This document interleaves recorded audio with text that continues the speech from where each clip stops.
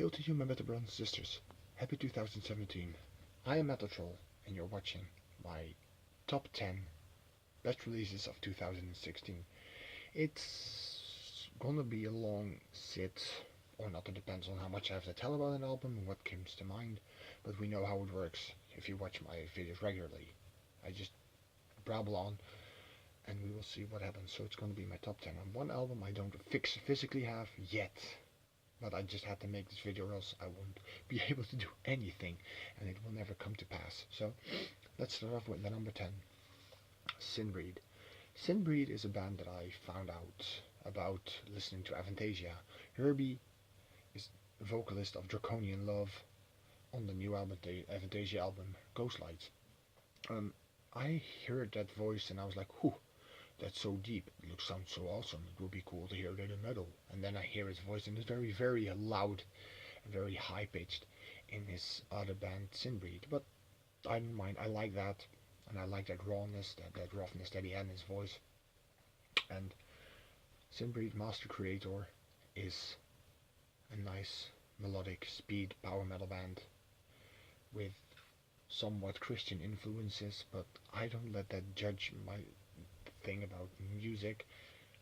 It's not really that clearly in there. It's not like to praise him, praise this, praise that. Sometimes you hear something like that, but it's not really that deep. So I'm like, I can live with that because I love to hear about those kind of things too and see how other people think about those things. I still get the metal going, and I don't think it's a Christian metal band, but I haven't looked deep into it, but the album is very awesome, so you should give it a listen. The number 10 is Sinbreed, Master Creator. On to number 9, Rabbit's Hill Part 2 by Trick or Treat.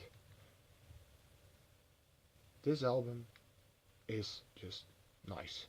Well, actually, it's very awesome because it's the part 2 of the Rabbit's Hill saga, which they made loosely interpreted from a different story. This is a power metal album, and it is a very nice thing. I've been listening to quite a bit of things. This power metal album has rock influences and covers and very different kind of things going on to other bands that I listen to, and I'm like, yeah, this really is a good fitting thing for this year, and I'm really happy that they did release it this year and I didn't have to wait another year because I wanted to know how the story ended. And hey, I love it. It's a very good album. A lot of guest vocalists on this album. Tim Ripper Owens is one of them, which you might know from Iced Earth, and the temporarily vocalist of Judas Priest when Rob went away. But I should give it a listen. The number 9 is Trick or Treat and Rabbit's Hill Part 2. On to my number 8. Okay, I have this album and I've never shown it to you guys because I have a limited edition version of Van Canto's Voices of Fire. Look, the reason why in my top 10 this album came to pass because I love storytelling metal. It's a very big passion that I love to listen to, and that there's a story going on and you can listen to it and it's like, oh, so this is happening now, this is happening now. And they did it very well with this book version of the CD. It is the CD in there, but it's also the book that tells the story about the whole happenings in this album. Let me just explain a little bit about Van Canto. Van Canto is a cappella metal. It is power metal, but with an a cappella format, as in they only have a drum and the rest is done with vocals, like the bass is done with deep vocals, the lead guitarist is done with the higher pitch vocals. It's all done with the Ramadan and the Rakataka, like they say.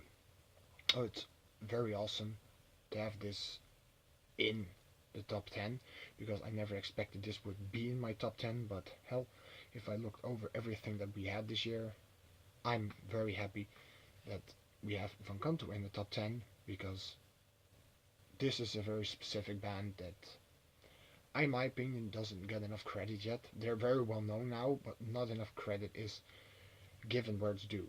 So get this album, Voices of Fire, or any of the other albums that they made. So number 8. Going to number 7, which is Mystic Prophecy. Mystic Prophecy, I've seen this band live this year and a couple of other times. I did a review of their live concert on an earlier video, couple while earlier. And this is dark power metal. It's power metal, but not the happy version, but the darker, deeper, gloomier, blacker version of power metal. It's still the power metal, the fast paced, the normal vocals, but it has growl in it sometimes, and it's just a little bit teensy bit darker than the normal lightly power metal that we know and love. But this album, War Brigade, is a very good, powerful piece of metal that you should get if you love metal. And especially if you're from outside of Europe, try and get this album and get this band and love it. See them live, support them, because they rock. Leah is a very good producer and vocalist, and he also has his other band, Devil's Train, so check that out, and you will love it. Take my word in it.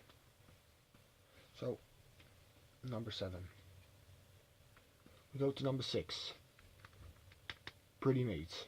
Pretty Maids is an old band. You probably know about it, or if you don't know them, they're a Scandinavian power metal band. Yes, power metal from Scandinavia. There's not a lot of power metal bands from Scandinavia. Maybe a few, but not that many. And this is one of the oldest and strongest going still. This is the album Kingmaker, the latest release. And I haven't listened to it that much, but what I heard I was like, yes, this is Pretty Maids to the roots. This is perfect exception, perfect interpretation actually of Pretty Maids as how they are.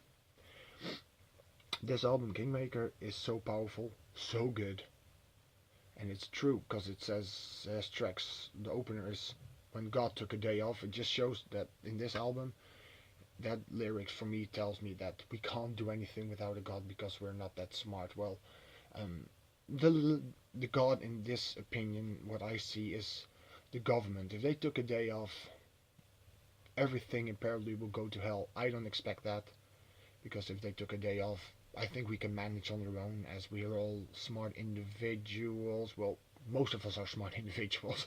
Let's not say everybody is, but most of them are smart individuals, and we can do that ourselves.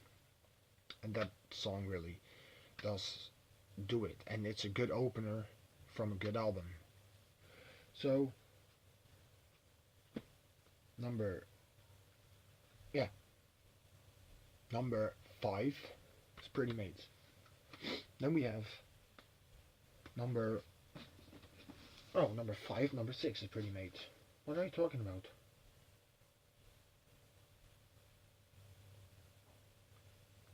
Yeah, number 6, not number 5. Dumbass. Still early, so. Okay. Oh, no. Number 5. It can happen, it can happen, it can happen. Number 5 is Primal Fear's Rule Breaker. Primal Fear is a band that I love. I have a tattoo on my back. I might show it one day, or you will see it when I happen to not wear a t-shirt, which is not a lot of times, but you might see it then. Rule Breaker. I've been listening to Primal Fear a long time, and I've seen them change and fall back a little bit, and now they're up again with Rule Breaker. I love this album because it reminds me of the older Primal Fear, like Metal is Forever and stuff like that. Those kind of songs, those kind of beats, those kind of powerful anthems that they make. And Rule Breaker for me shows me that it's a rebel kind of thing going on, and that people are like, yes, let's break the rules. And for me it's like too, like, let's break the rules, but your own rules, like the boundaries that you live by, you should sometimes break them to grow up a little bit and get further into life, to show people that you are not that little person anymore that they say you were or say you are. And that's not something I can live by. Just rebel a little bit. Okay, I rebel too much, as I've seen, and it will bite me in the ass one day, and I should not do it that much, but now I really need to do that because there's so much stuff going on that is not up to good standards, and stuff needs to just change and stuff like that, and this album really helps me with that view of changing. This album, Rule Breaker by Primal Fear. Because, yeah, um, the government's shot, because here in Europe you have one Europe, but every country has their different rules, which is totally moronic.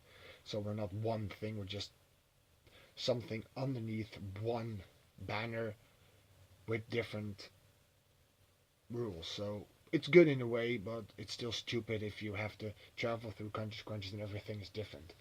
But that's for a different video if I ever make something like that. But this album has very good songs about Rule Breaker and Bullets and Tears, The End is Near, Angel of Mercy, like The Devil in Me. So it's just a very strong, powerful album that you can, god damn it, freaking Aaron, that you can listen to just regularly, and you will enjoy it if you like some speed, powerful rock, metal. So yeah, it's my number 5. It's Primal Fear. Now we're going on to number 4, and look what I have. Nothing. It's the album I talked to you about in the beginning. It's the album by The Kissing Dynamite, or Kissing Dynamite, not The Kissing Dynamite. Kissing Dynamite, Generation Goodbye. I recently started listening to that band. I know the band. I saw them live and I was like, it's not really my cup of tea. It's not really a thing I like. And I don't know what changed, but when I heard the song Hashtag Your Life last time, and I Will Be King, I was sold. I was like, wow, how could I not like this? How was I able to resist the power of their music when I saw them live? I don't know, because sometimes my head is weird and I like something another day and then I don't. And yeah, but now maybe I'm getting older, maybe I'm getting more a veteran kind of thing, that I start liking more metal kinds. I listen, not more music kinds, but more metal kinds. And especially the view that they gave in the song Hashtag Your Life, which I also make a video of, but not about the song itself, but it really helped me, the song, to make a video about my view of what happens to today's youth in Hashtag Your Lonely Lonely Life. It's basically, like I said in the video, kids or people that go watch their video through their phone. It sounds like the concert through their phone. Sorry, it sounds like this whole generation needs to have their phone. I do too, because I don't have any good recording equipment for myself, because I can't just take a computer back into the truck and stuff like that. I might have to do it later on, and I will just be like posing so well on the bed or something. I don't know what I'm gonna do, but um, that is true. This generation is way too um, focused on technology, instead of just going outside having a snowball fight. What I had yesterday, it was funny as hell. People were like, "What are you doing?" I have a phone in my hand. Oh, just come on! It's snow. It doesn't snow that much. So yeah, that's basically what happened. I just get told that I'm so old sometimes, but I'm like, fine. I still have my values of not using the phone constantly at concerts or festivals. I do make videos, but not like constantly that I can do this and that. I want to see them with my own eyes. I paid a ticket. If I would like to see the concert again, not live, then I will probably see a video or buy the DVD, if there's a DVD from that concert, because that's still better than just exploiting the band itself. I'm okay with people making small clips to use them for reviews, stuff like that. I think that should be allowed. That's no problem. But not put whole concert of whole songs online. Though I did it once, and there's no the band didn't say that that's a problem, so that's good. But I won't do it that much, because it's not my own stuff, and if I want to get known, it will be by my own stuff that I say and that I do. Not that people say, oh, you should do this, you should do this. The clickbait, which is also part of this generation. You have to have people baited to watch stuff that you make. Your content is not really that good if you don't clickbait. Well, people will watch what they will watch, and people will type in what they want to type. If it's all clickbait, this whole generation will live a lie which I am will not be a part of. But I'm drifting away. Um, Generation Goodbye by Kissing Dynamite is number 4. Now we're here to number 3. The top 3 is here then. And number 3 is... No. Is that Freedom Call? Yes, it is. It's Freedom Call and the Master of Light. Look, it's so light. And it hurts. But, yeah, Freedom Call. Freedom Call is one of those bands that, oh my god. I don't know how they do it, but every album that they make, they do something so well. Even though when you listen to the album, sometimes you're like, okay, it's not that good. The first 4 listens and then the 5th listens, like, wait, I hear something, and then you're like, this is actually damn good. You'd be like, going all crazy. God damn it, I shouldn't have done that. Okay, then yes, you go all crazy, and you just love the album. It's so happy, so cheerful, so light. The happy metal band, Freedom Call. Come on, what can you say about it? If you listen to them, and you love metal, and you love power, you love happiness, you would love this band. They always do something. They always have a way to get your attention, to listen to their stuff more. And that's so awesome. Not a lot of bands can do that well. The top 3 can definitely do that. That's why they're in the top 3 of these releases, and they've always seemed to amaze me every time they make a new album. Sometimes it was a little bit less, but they still amaze me that they brought out a good album, because if you then read the lyrics and listen to the lyrics, like, that is actually accurate, that's correct, and that is how it is. So, number 3, Freedom Call, Master of Light. Get it, watch the review that I did on it, because you would love it. And if I'm done with this number 3, I will rearrange my hair and then go to number 2. So, get to number 3.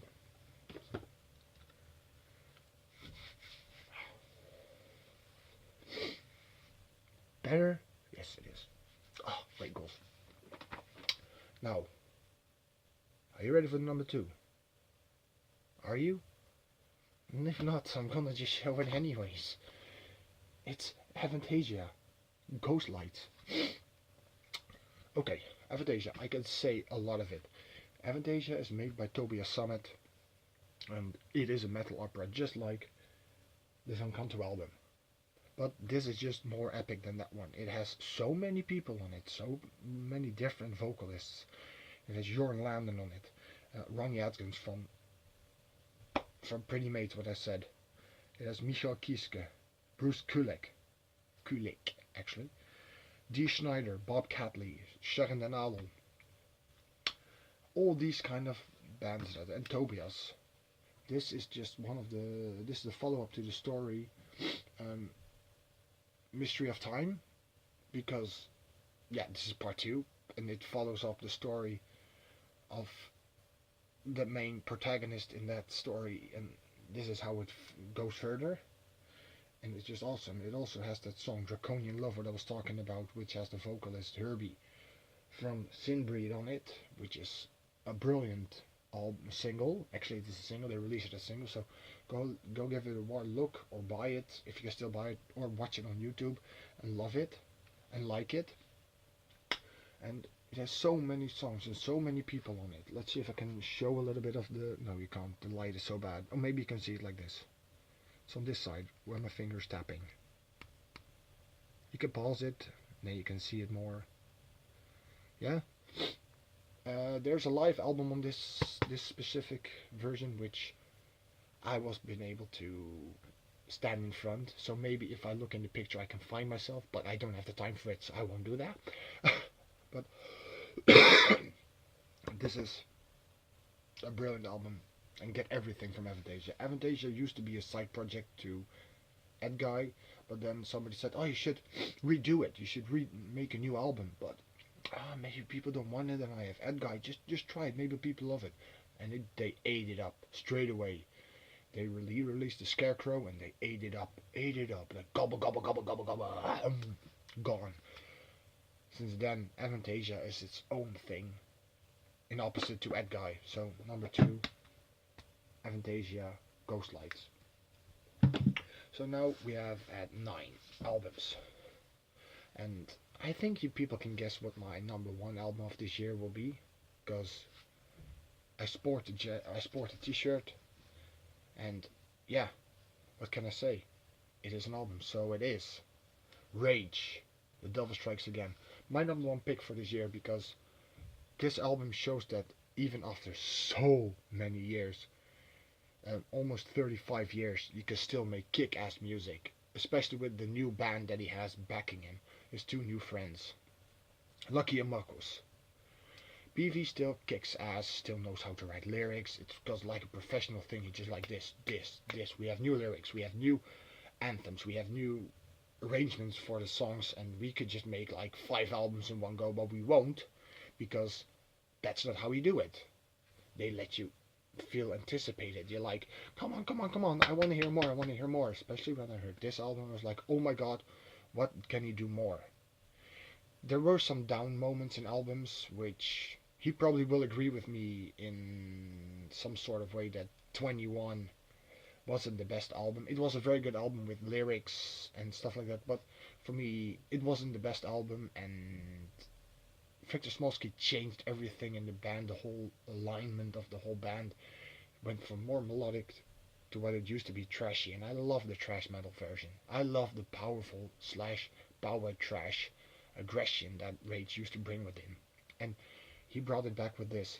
And now he started to Refuge again, this other band which plays old Rage, and which will probably also release a new album not that long, and I can't wait for that, because it will be in the 2017 album review, if I do a 2017 album review of my best albums of 2017. We will see.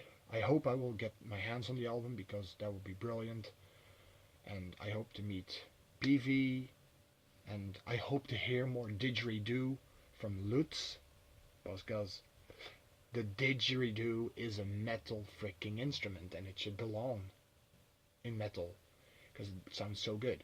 But this album is so powerful, so strong. Lyrically, it explains everything in the booklet, what I also feel, so he hit it right on the head, the nail right on the head, basically, like to say. So it is awesome, and I thank you for it. You made number 1 album of the year 2016, PV and friends. Rock on, and I will see you later on this year, and that is just best thing I can do. Number 1, Rage, The Devil Strikes Again. Get it. Oh yeah, before I'm done, on the new album, if you make one, I would like to hear something more about Soundchaser, because you did so well with The Perfect Man, and Soundchaser, the album was awesome, and all those little stories like Missing Link. I would like to hear more about the Soundchaser and its story as it became human metal, or something older, how it became to there, and talk more about the great old ones and stuff like that. Listen, I would love to hear those kind of things, because it would make for a good album cover and good lyrics, but I also love the realistic lyrics. But sometimes you should go back to some of the older things. But that's just something I would like to say. But I know you would love that too, because the Soundchaser is your mascot, and Rage is nothing without a Soundchaser. Well, okay, still the Demon Skull is fucking epic, because it makes them made. But Rage is nothing without a nice good story in songs. So please, PV, think about it, and I hope you will consider it, or maybe you will just be like, no, I will do whatever I want, but that's what you do anyways now. So that's perfect, and that's how I like it, and that's how I love you. So yes, that was the number 10 top 10 of 2016. I hope you guys liked it. I had to do so many retakes because my phone was a retard. So I'm done now. I hope you liked it. If you want to see more, subscribe and like this video and leave a comment if you agree, or if you have a different top 10. I would love to hear it. It could also be a top 10 about anything, about as long as it's metal. It could be Japanese rock, metal, all over the world as long as it's metal rock. Post your own thing and I will check out what you've posted and probably will reply to it, because I always try to reply to people that post on my videos, because it doesn't matter how many, I always try to reply. So stay heavy and I will see you guys in the next video.